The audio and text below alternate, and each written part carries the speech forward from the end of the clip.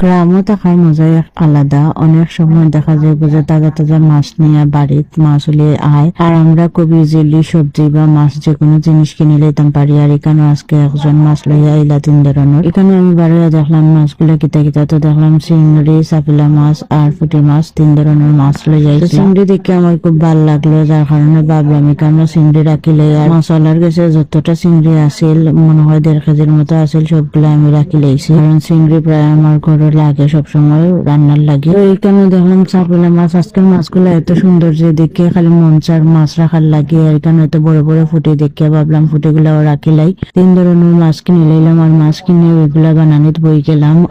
একসাথে না বানাইলে লগালগ না বানাইলে এগুলা নষ্ট হয়ে যাবে, যেহেতু ছোট মাছ বেশি সময় রাখা যায় না। তো মাছ যত তাড়াতাড়ি বানানি হইব ততই ভালো হইব, নষ্ট কম হইব। আর এখানে তাজা তাজা সব মাছ আছিল, খুব শক্ত টাইট টাইট, যার কারণে বানানিত বই গেলাম। আজকে আমরা 3জন মিলিয়ে সবগুলো মাছ কাটি লাইমো। আর এখানে বাক্কা টাকার মাছ রাখছি, যার কারণে সবগুলো তার একসাথে রান্তাম না, এগুলা সবগুলা দইয়া ফ্রিজের মধ্যে রাখি দিন আর থোড়া থোড়া করে রান্না, কারণ ছোট মাছ তার একসাথে খাওয়া যায় না। মাছগুলা সুন্দর তাজা দেখে একটু বেশি করে রাখি লাইলাম, কারণ সবসময় তো আর সুন্দর মাছ বাড়িতে নিয়ে আয় না, যার কারণে সুন্দর মাছ নিয়ে হয় বাড়িতে রাখি লাইলাম। আর ফুটিগুলা দেখতে খুবই সুন্দর লাগে, মিডিয়াম সাইজের আছে, অতিরিক্ত ছোট নাই। আর চাপিলা মাছগুলাও মিডিয়াম সাইজের আছে, ছোট বড় মিলাইয়া সবগুলা। এখানেও মাঝে মাঝে আমি ছোট মাছ রাখি, আমার ফ্যামিলির আবার ছোট মাছগুলা পছন্দ করে না, তারা খাটার লাগে খাইতে পারে না। আর আমার বিশেষ করে বড় মাছ থাকে, ছোট মাছই খুব ভালো লাগে। এখানে আমরা মাছ বানাইলাম, আর বানানির মধ্যে আমি অর্ধেক মাছ লই আইলাম, আইয়া দইয়া ফ্রিজে রাখি দিলাম অর্ধেকটা, কারণ আজকে মাছ বেশি কিনছি। আর যার কারণে একসাথে বানাইয়া এগুলা দইয়া ফ্রিজে রাখতে রাখতে নরম হয়ে যাবে, যার কারণে আমি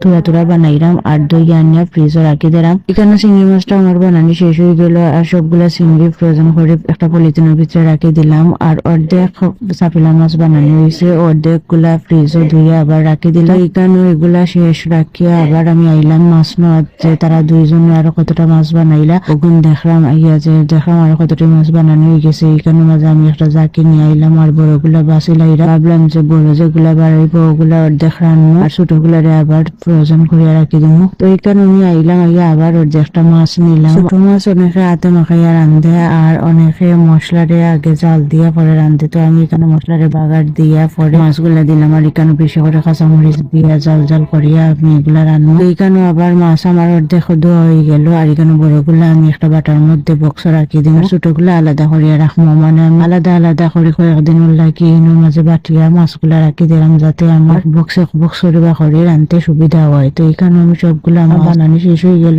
আর এগুলা আনিয়া আমি ফ্রোজেন করে রাখি দিলাম। আর যতটুকু আমার রান্নার দরকার ততটুকু আমি রান্ধি লই।